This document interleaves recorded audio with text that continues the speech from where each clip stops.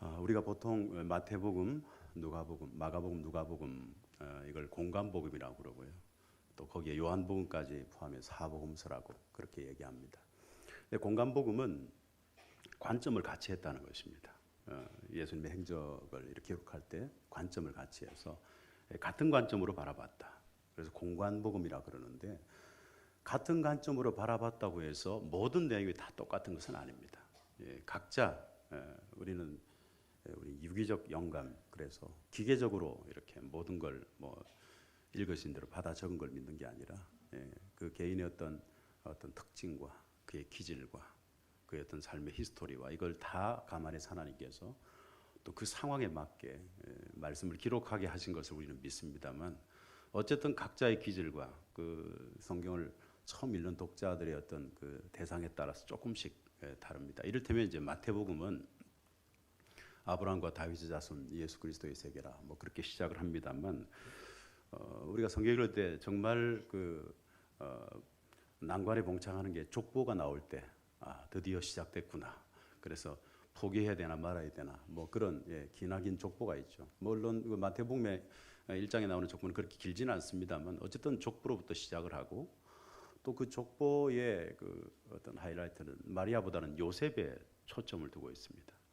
그리고 헤롯 왕이 나오고 또 동방 박사가 나오고 뭐 이런 어떤 스토리로 이야기를 흘러가면서 마태복음은 유대인의 왕 메시아, 유대인의 왕 예수, 성탄의 주인공이신 예수님을 유대인의 왕으로 오신 예수로 그렇게 묘사를 하고 있습니다.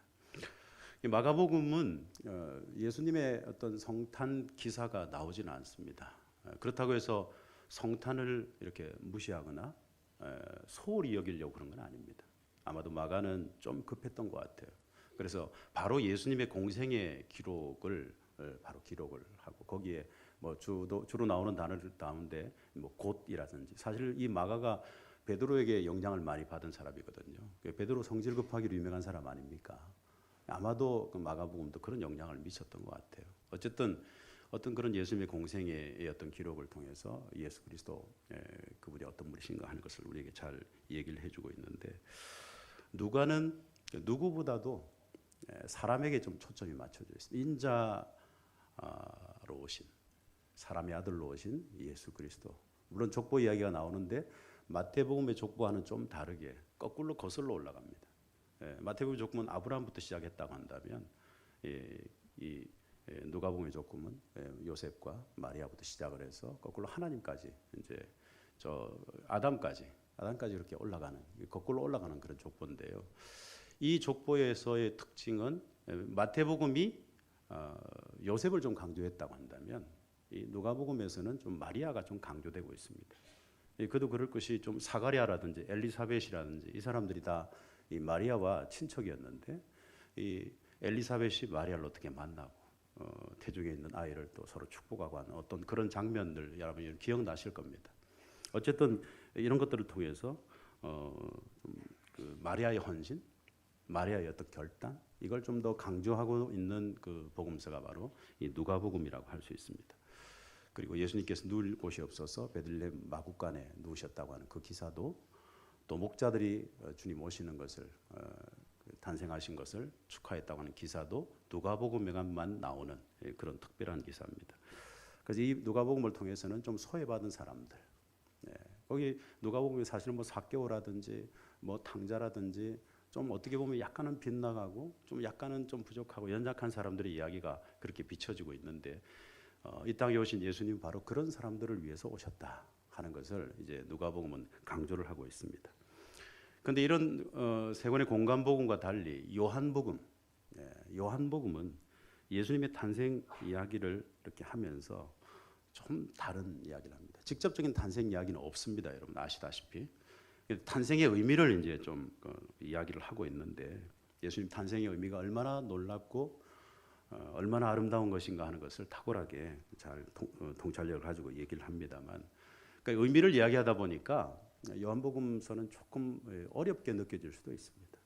사실은 쉬운 말씀이기도 하지만 또 한편으로는 상당히 철학적인 어떤 배경이 있는 것처럼 느껴져서 좀 어렵게 느껴질 수도 있는 것인데, 그러나 그 뜻을 제대로 알 수만 있다면 그 어떤 성경보다 은혜로운 말씀이 바로 요한복음이라고 할 수 있습니다.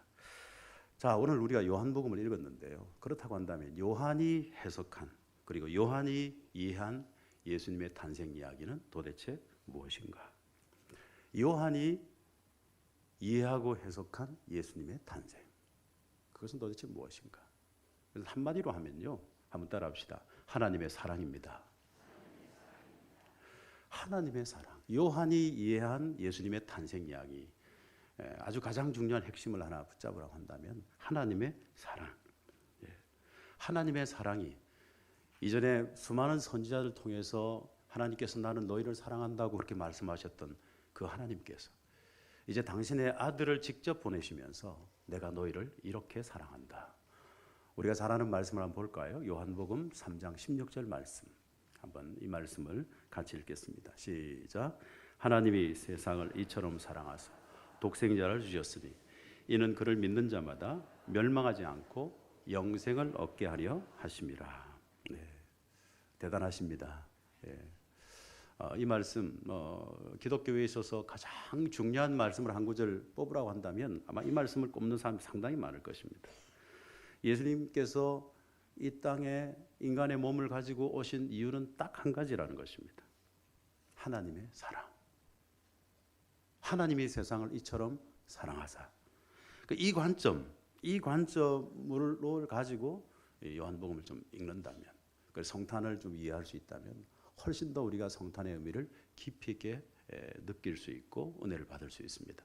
이런 관점에서 오늘 우리가 읽었던 요한복음 1장 14절 이 말씀을 우리가 이해를 해야 되는데요. 저는 2019년 성탄절에 이 하나님의 사랑에 대해서 좀 이야기를 좀 하고 싶습니다. 왜냐하면 그 어느 해보다도 사랑이 필요한 해가 아닌가 그런 생각을 하기 때문입니다. 어쩌면 그 어떤 때보다도 하나님의 사랑이 절실하게 필요한 그런 때. 저도 역시 마찬가지지만 우리 성도님들도 마찬가지입니다.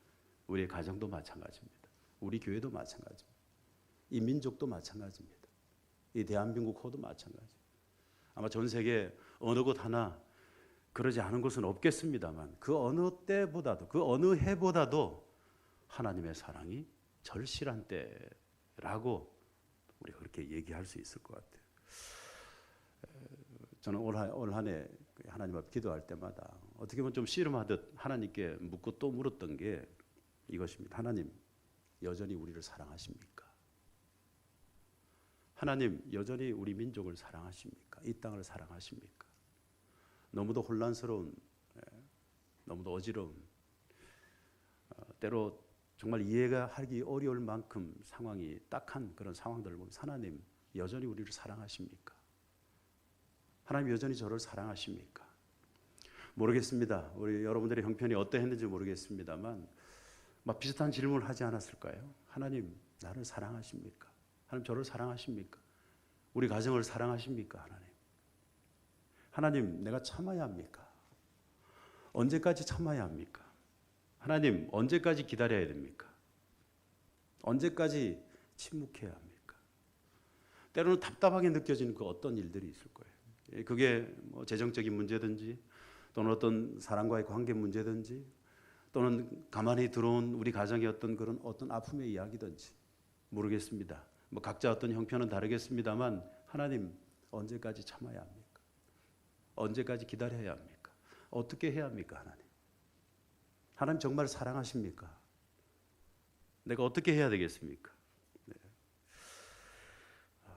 하나님께서 나를 사랑하신다고 하는 그것이 의심스러워서가 아니라 그것을 믿지 못해서가 아니라 하나님께서 정말 사랑하신다면 언제까지 기다려야 되고 언제까지 참아야 하고 또 하나님의 사랑을 받은 사람이라면 이때 어떻게 해야겠습니까? 하나님.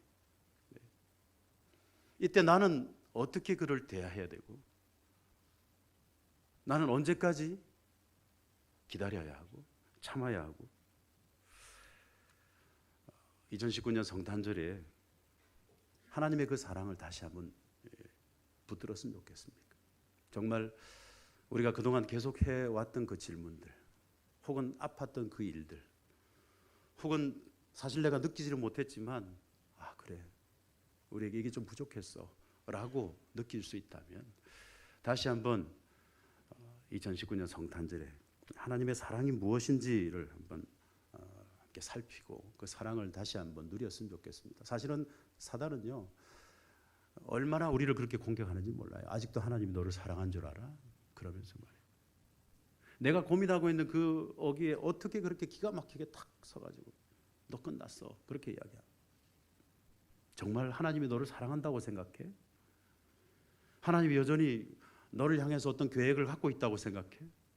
그렇다면 네 형편을 봐 그렇게 이야기하는. 그렇다면 그 상황이 어떻게 그렇게 될 수가 있느냐는 거죠. 하나님이 사랑한다면. 그러면서 자꾸만 우리를 향해 가라지를 뿌리는 거예요. 하나님 너를 사랑하지 않는다. 사랑한다고 얘기는 하겠지만 그건 추상적인 거야 그렇게 얘기해요. 그건 실제적인 거 아니라고 얘기해요. 그건 관념적인 걸, 그 이상도 그 이하도 아니다. 하나님, 그분은 사랑의 하나님이지. 하지만 그건 구체적이지 않아. 실제로 내 삶에 그분이 손을 뻗을 수는 없어. 그렇게 우리로 하여금 하나님의 사랑에 대해서 그저 추상적이고 관념적인 어떤 문자에만 나오는 어떤, 그래서 급한 문제에는 하나님 사랑 아무런 영향 못 미친다고 그렇게 포기하게 만드는 것입니다. 그런데 여러분, 절대로 그렇지 않은 것을 우리는 생각해야 해요. 2000년 전 우리를 사랑하셔서 우리를 구원하시기 위해서 하나님이신 그분이 인간의 몸을 입고 이 땅에 오시면서 하나님이 세상을 이처럼 사랑하사. 여러분, 그 하나님 여전히 우리를 사랑하시는 줄 믿습니다. 확실하게 믿으시기 바랍니다. 절대로 흔들리지 마십시오. 마귀는 자꾸만 우리를 흔들어 놓겠지만 여러분, 이것 가지고 더 이상 의심하지도 말고 이 사랑에 대해서 더 이상 힘들어하지 마세요. 하나님은 저와 여러분을 위해서 이 땅에 예수님을 보내셨습니다. 하나님께서 정말 나를 사랑하셨다고요? 나를 어떻게 하시고?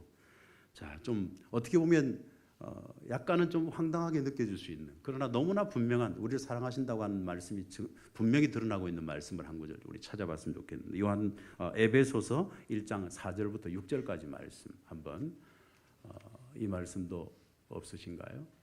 예, 한번 제가 읽어드리겠습니다.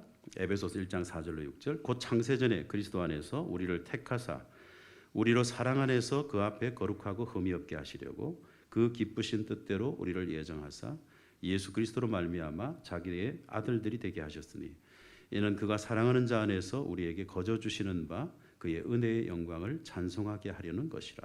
이 말씀 보면 하나님께서 우리를 이미 택하셨다는 거예요. 창세전에. 믿으십니까? 우리를 이미 알고 계셨다는 거예요. 그리고 택하시고 우리의 삶을 예정하시고, 그래서 하나님께서 이 땅에 오실 때 정말 우리를 사랑해서 오셨다고 한다면 그 사랑의 대상에 이미 창세전부터 알고 계시고 택하시고 부르신 저와 여러분이 사랑함으로 오셨다면 그 대상 속에 저와 여러분이 속해 있는 것을 믿으십니까? 그 대상 안에 왜 이렇게 힘이 없어요? 믿으십니까? 예. 그 대상 안에 확실하게 우리가 들어가 있고, 지금도 그 사랑의 대상 안에 저와 여러분이 확실하게 들어가 있습니다. 달라지지 않았습니다. 하나님의 이 사랑은 변질되지 않았습니다. 여전히 그 사랑이 우리의 삶 가운데 역사하고 있고, 한 번도 중단된 적이 없는 하나님의 사랑, 그 사랑의 은혜를, 그 사랑의 깊이를 여러분 붙잡을 수 있기를 주님의 이름으로 축원합니다. 지금도 우리에게 그 사랑이 부어지고 있다는 사실도 믿으시기 바랍니다. 그리고 이어서 그만큼 중요한 게 뭐냐면 그 사랑을 받은 만큼 우리는 그 사랑을 받고 그 사랑을 행하면서 살아야 한다. 이게 중요합니다. 누가 그렇게 질문할지 모르겠어요. 뭐 거기까지 이해가 됩니다. 하나님 나를 사랑하신 거 이해가 되는데, 근데 내가 인간인데 어떻게 하나님 사랑하신 것처럼 우리가 사랑할 수 있습니까? 여러분 그렇지 않아요. 그거 역시 마귀가 우리를 위축시키는 거예요. 예. 한번 따라합시다. 사랑받았으니까 사랑할 수 있습니다. 네. 사랑받았기 때문에 그 사랑을 누린 사람들은 누구라도 그 사랑을 행하며 살 수 있습니다. 그 유명한 러시아의 문호 톨스토이가 그 전쟁과 평화라고 하는, 저도 학교 다닐 때 이 책을 그냥 열심히 읽었어요. 사실은 저희 아버지가 서점을 하다 망하셨거든요. 완전 큰 부도를 받으시고 저희 집에 남은 건 책밖에 없었어요. 그래서 그렇게 안 믿을지 모르겠지만 제가 이름에 책은 좀 많이 읽었습니다. 공대 오빠이긴 했지만. 그래서 정말 무작정 아무 책이나 갖다 읽었는데 그때 읽었던 죄송합니다. 그때 읽었던 책 가운데 하나가 이 전쟁평화. 나폴레옹이 등장하고 나폴레옹 군대를 어떻게 좀 납작하게 하고 그런 얘기. 근데 이게 뭐 단지 역사 소설일 뿐만 아니라 거기 또 예술이 들어가 있는 그런 어떤 소설인데 거기에 유명한 대목이 하나 있는데요. 한번 따라합시다. 내가 아는 모든 것은 사랑하기 때문에 아는 것이다. 네. 사랑하기 때문에, 내가 아는 모든 것은 사랑하기 때문에 아는 것이다. 여러분, 사랑하면요 그 사람을 알아요. 그 사람을 모른다고 하는 것은 사랑하지 않기 때문이에요. 근데 사랑하면 그 사람을 알아요. 사랑하면 교회를 알아요. 사랑하면 그 셀, 그 모임 하나하나 구성원들을 알아요. 사랑하면, 그래서 내가 아는 모든 것은 사랑하기 때문에 아는 것이다. 여러분, 여기서 우리가 영적으로 좀 적용할 수 있다고 한다면 그래요, 여러분. 우리가 아는 모든 것은 하나님의 사랑을 받았기 때문에. 그래서 우리가 알고 있는 모든 것은 하나님의 사랑을 받은 것이기 때문에 아는 것이라고 한다면 우리 사랑받고 있는 것이고 받은 사람이에요. 그러므로 우리는 그 사랑을 행하며 살아야 되는데, 그렇다면 도대체 하나님께서 내게 베푸신 그 사랑이 도대체 뭐냐, 구체적으로 어떤 것이냐라고 할 때 성경에 나타난 하나님의 사랑은 오늘 본문입니다. 14절 다시 한번 읽어볼까요? 오늘 보면 14절 말씀. 네, 이 말씀을 한번 같이 읽겠습니다. 시작. 말씀이 육신이 되어 우리 가운데 거하시며 우리가 그의 영광을 보니 아버지의 독생자의 영광이요 은혜와 진리가 충만하더라. 여기 말씀이 육신이 되었다. 우리가 이걸 어떻게 설명할 수 있을까? 말씀이 육신이 되었다. 그래서 사실 요한복음의 배경이 되는 어떤 그 시절의 어떤 그 헬라 철학이 굉장히 배경이 되는 그런 시대였거든요. 그래서 유명한 필로라고 하는 철학자의 영향을 받아서 뭐 로고스가 어떻고 뭐 이런 얘기들이 좀 여기에 복잡하게 나오는데 신학 연구하는 분들이 그런 얘기 하거든요. 근데 저는 이 말씀을 저는 그대로 믿어지고 이해가 됩니다. 말씀이 육신이 되어 우리 가운데 거하셨다. 우리 가운데 오셨다. 수많은 선지자들을 통해서 계속해서 우리 인류를 녹여하셨고 우리 인생을 녹여하셨던 그 하나님께서 이제는 당신의 아들을 직접 이 땅에 보내시면서 인간의 몸을 가지고 이 땅에 오시게 하시면서 당신의 약속하신 대로, 당신의 언약대로 우리의 삶 한복판에 하나님이신 그분이 오셨다. 이건 여러분 절대로 추상적인 게 아니에요. 이건 뭐 유명한 어떤 뭐 신앙인들이나 할 수 있는 일이고 우리의 어떤 영의 눈이 확 떠져야 알 수 있는 어떤 그런 신비로운 사건 아닙니다. 감질나는 어떤 그런 일도 아니에요. 이것은 정말 구체적으로 피부에 와 닿을 만큼 직접적이고 현실적이고 사실입니다. 하나님이 인간의 몸을 입고 이 땅에 오셨다. 말씀이 육신이 되었다고 하는 이 한마디 말씀 속에는요, 그래서 하나님이신 그분이 인간의 몸을 입고 이 땅에 오신 이유는 한 가지밖에 없어요. 우리를 사랑한다는 것이죠. 하나님의 사랑이 그대로 풍성하게 드러나 있는 바로 그런 사건입니다. 자, 그렇다고 한다면 몇 가지 좀 나눠서 생각해 보려고 합니다. 그 성탄에 나타나신 하나님의 사랑은 구체적으로 어떤 사랑입니까? 네. 첫 번째로 그 사랑은요, 따라합시다. 신실한 사랑입니다. 네. 오늘 말씀 보면 은혜와 진리라고 하는 말이 나옵니다만 이 진리라는 말, 사실은 이게 신실이라는 말입니다. 신실하다. 이 진리라는 말 영어 성경은 truth라고 이렇게 발음 괜찮습니까? 예, truth. 뭐 그렇게 뭐 사실은 틀린 말이 아닙니다. 근데 약간 그 리빙 성경을 새로 이렇게 좀 번역한 약간 이것은 쉬운 성경에 속합니다만 NLT라고 거기는 이렇게 표현하고 신실함이라고 표현하고 있습니다. 진리라는 말을 신실함이라고.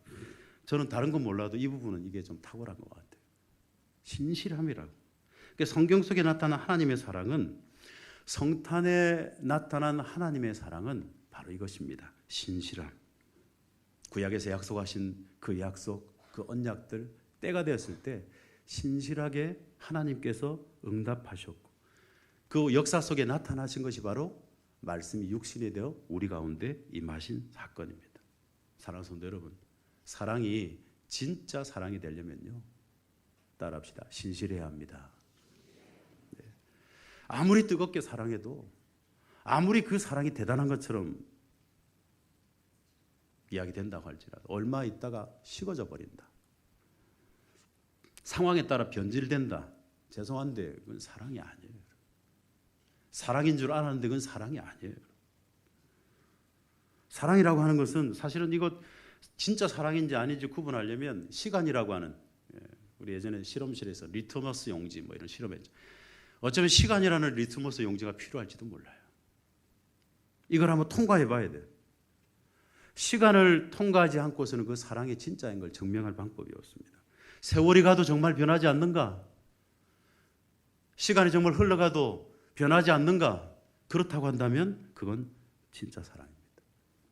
그런데 뭐 대단한 것처럼 얘기하다가, 그런 말 있잖아요. 남자들이 구원할 때는 4월달 봄이었다가 결혼하고 나면 12월달 겨울이다. 그런 말이 있잖아요. 그래서 여자분들이 앞불싸 속았다. 뭐 그렇게. 여러분, 근데 여자분만 그렇게 느끼는 건 아니에요, 여러분. 우리 남자들도 가끔 느낄 때가 있어요. 12월이구나. 냉랭하구나. 근데 여러분, 참 사랑은, 따라합시다, 약속한 것을 반드시 지킵니다. 그게 신실입니다. 그게 성실이라고요. 그 성실하지 않고 진실하지 않으면 이 약속을 절대로 지킬 수가 없어요. 그래서 성탄에 나타난 하나님의 사랑은 신실한 사랑. 신실한 사랑. 그 신실한 사랑을 저와 여러분이 받고 있다는 사실을 믿으시기를 주님의 이름으로 축원합니다. 절대로 흔들리지 마세요. 하나님이 나를 사랑하신 그 사랑은 신실하신 사랑. 그 어떤 상황에도 어떤 세월이 지나가도록 변하지 않는 신실한 사랑이다. 이 성탄절에 그 사랑을 꼭 붙들 수 있기를 주님의 이름으로 축원합니다. 또 하나 성탄절에 나타난 하나님의 사랑은요, 포기하지 않는 사랑입니다. 실패하지 않는 사랑. 은혜와 진리가 충만하더라 할 때 은혜라는 말씀이 나옵니다만, 이 카리스트라는 걸 한 번쯤 여러분 들어보셨을 겁니다. 구약에서는 헤세드라는 그런 말로 번역이 되고 있네요. 여기에도 아까 조금 전에 소개했던 NLT 성경에 보면요, 이 카리스라는 말을 unfailing love라고 얘기하고 있습니다. 뭐 다 들으셨죠? 무슨 말인지. 실패하지 않는 사랑이에요. 은혜와 진리가 충만하더라 할 때 그 은혜는 실패하지 않은, 포기하지 않는.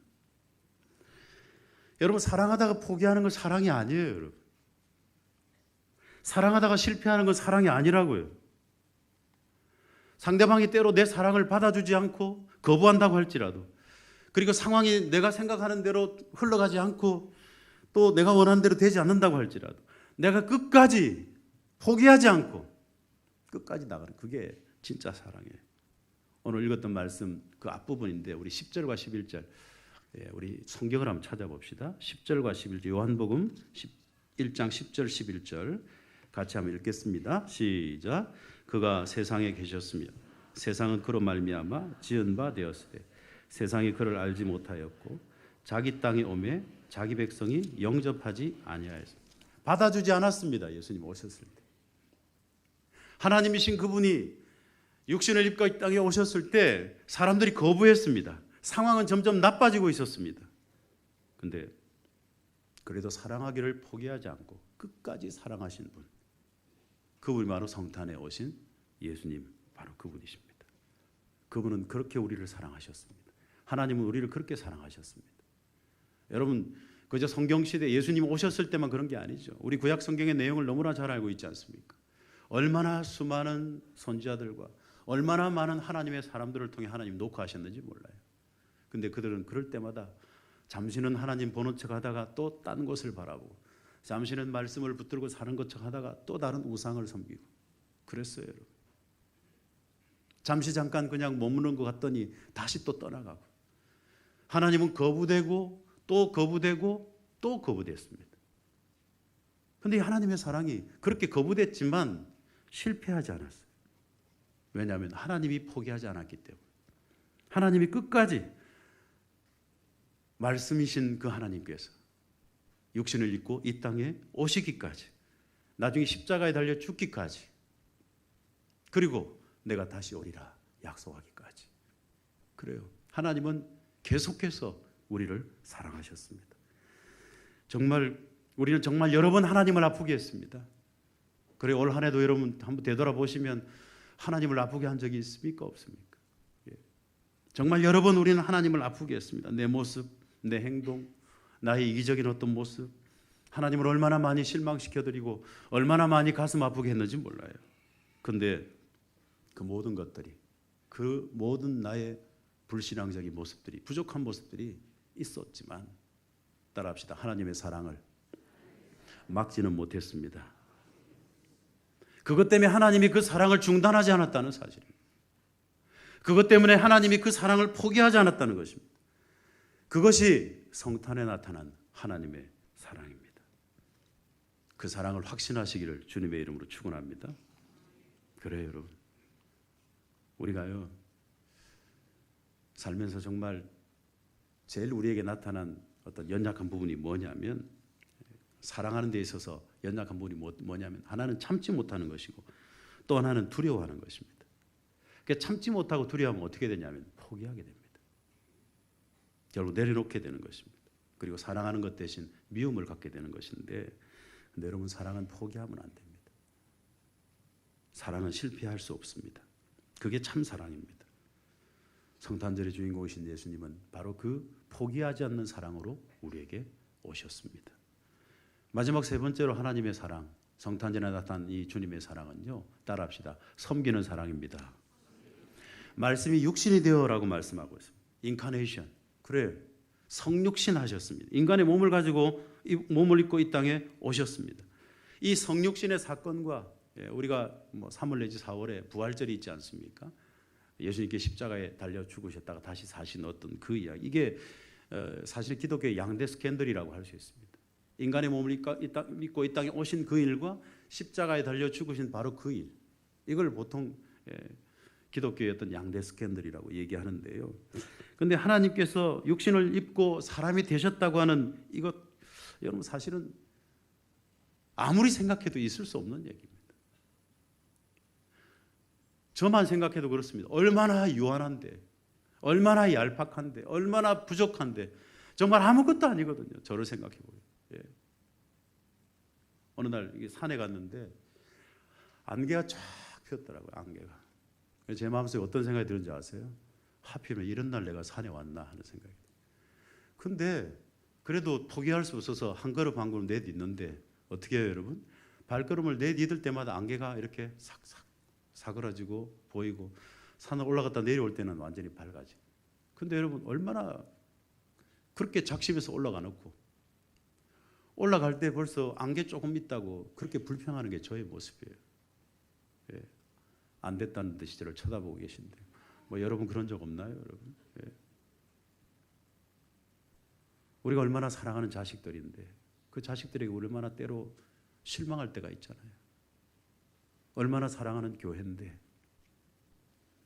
얼마나 최선을 다해 준비해서 들어간 직장인데, 때로는 여러분 그 직장 생활하는 것 때문에 때로는 불평할 때도 있잖아요, 여러분.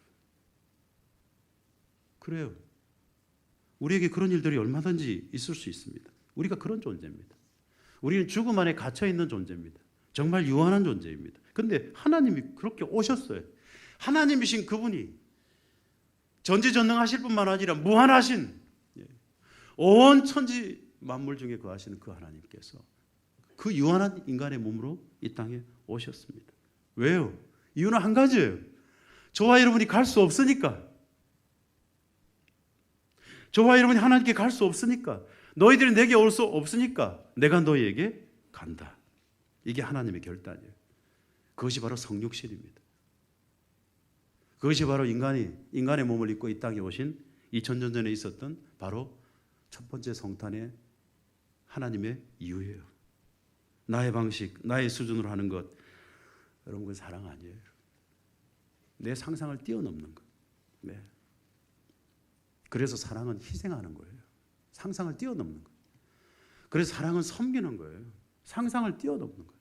내 상상으로는 섬길 수가 없어요. 내가 누군데 저 사람을 섬겨요. 예. 내가 얼마나 유능한 사람인데, 내가 직장에서 얼마나 탁월한 사람인데, 내가 이래도 가정에서 얼마나 사랑받고 있는 사람인데 내가 누군데 저 사람을 섬겨요. 내가 무엇 때문에 희생합니까? 내가 무엇 때문에 헌신하냐고요. 내 상상으로는 있을 수 없는 일입니다. 하나님이 그렇게 우리를 사랑하셨습니다. 상상할 수 없는 일. 근데 여러분 그게 진짜 사랑이에요. 그게 2000년 전에 이 땅에 오신 성탄절에 나타난 하나님의 사랑이에요. 제가 좋아하는 그 소설가 가운데 미우라 야코라는 분이 계세요. 예. 제가 그 문학을 좋아했다는 것에 대해서 전혀 안 믿는 분위기로 이렇게 저를 쳐다보니 정말 좋아했어요. 이분 너무 좋아하기 때문에 북해도에 이분의 문학관을 직접 찾아가기도 했어요. 예. 1층과 2층으로 되어 있는 그 문학관. 예. 실제로 가봤다는 걸 얘기하려고 지금 그걸 강조하고 있습니다. 저 옆에 있는 분이 누구냐면 미스요라고 하는 미우라 미스요라고 하는 남편입니다. 이분 이 두 분의 사랑이 정말 지고지순하죠. 저 남편이 공무원이긴 하지만 뭐 공부를 그렇게 많이 한 분은 아니에요. 네, 결핵을 앓고 이제 뭐 그런 스토리 때문에 병원에 갔고 병원에 이제 요양원에 가서 이제 이 미우라 야코를 만납니다. 미우라 야코는 사실 사랑하는 사람이 있었어요. 병원에서 만난 다다시라고 하는 자기 어떤 동창인가 하는 어떤 그 사람을 그 사람 죽었어요. 죽었는데 그 미스요라고 하는 사람이 요양원에 왔는데 너무 닮은 거예요. 그 사람하고 마음이 닮았어요. 그래서 두 사람이 사랑하게 되고 그러나 이제 이 미우라 야코 여사는 뭐 죽을 수밖에 없는 좀 결핵 환자니까 저 미스요가 어떻게 기도하냐면 크리스찬인데 하나님 내가 살아갈 삶을 아야코에 주십시오. 나 대신 저 사람이 살기를 원합니다. 어마어마하죠. 두 사람 마음이 이렇게 서로 그 마음을 알고 서로 사랑하게 되고 사랑하고 나중에 이제 이 아야코 여사가 병이 낫고 좀 그러면서 그때 나와서 책을 하나 쓰는데 그게 빙점입니다. 한 번쯤 여러분 읽어보셨을 거예요. 뭐 길은 여기에 뭐 이런 책도 있고 빙점이라는 책인데 거기 그 책이 뭐 정말 뭐 초 베스트셀러가 됐죠.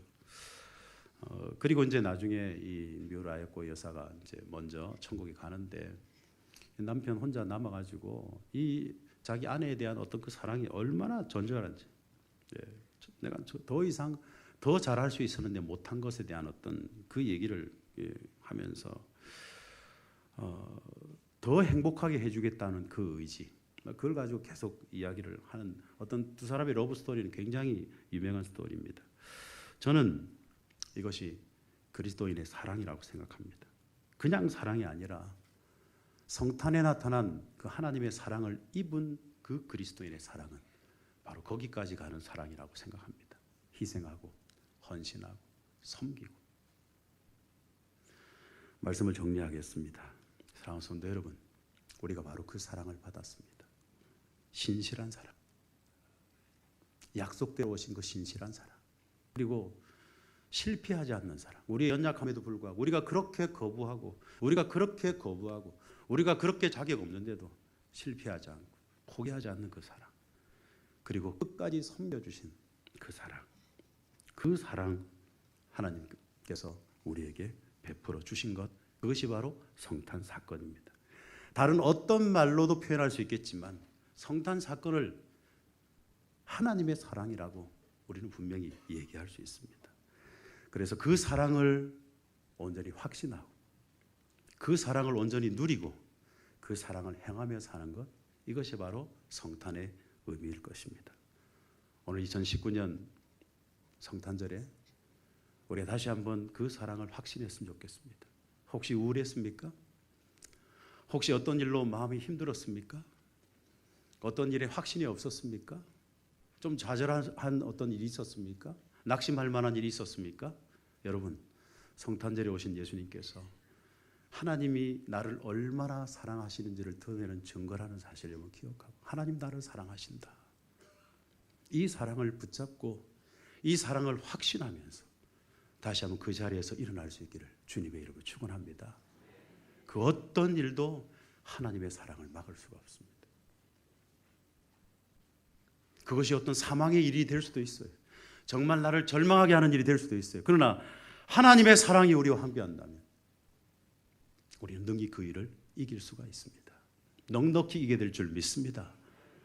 그 사랑으로 나의 모든 우울하고 힘들었던 일들을 다 털어낼 뿐만 아니라 이제 그 사랑으로 이웃을 사랑하고 하나님 내게 가까이 붙여준 그 사람들을 사랑하고 섬기고, 주님 그렇게 하셨던 것처럼 조금은 내 상식을 초월한 그 사랑을 베풀면서 그렇게 하나님의 그 사랑을 증거하면서 나타내면서 실천하면서 그렇게 사시는 그런 저와 여러분 될 수 있기를 주님의 이름으로 축원합니다.